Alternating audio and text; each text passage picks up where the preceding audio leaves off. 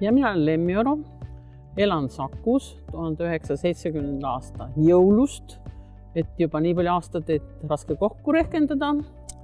Mulle meeldib Sakus, sest ta on küll natukene võib-olla liialt magala ja liialt vähe töökohti, et peab siit energiat kulutama ja linna sõitma.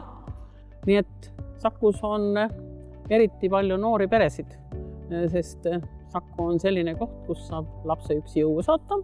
Et noored pered kolivad sellepärast just Saku, et nad saavad lapse õue oma pead lasta. Et ei ole probleemi, et kas ta sealt pärast lapse üles leiab ja sellepärast on nagu mänguväljakut ja kõike sellised vaja ja sellepärast on siis ka nagu ujulad või spordikeskust või spordiringe juba koolilastele nagu tarvis.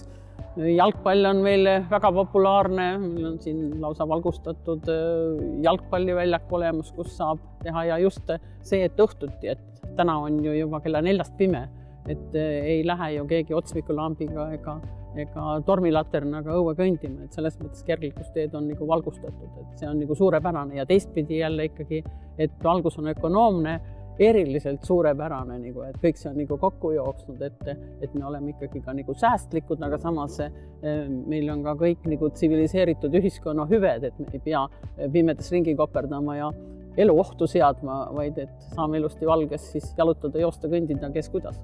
Mul endal on selline ütlemine, et mis vahe on avalikul sektoril ja erasektoril. Erasektor maksimeerib kasumit, avalik sektor inimese heaolu. Et see ongi üks heaolu maksimiseerimise projektidest olnud see KIK-i tänavavalgustusprojekt.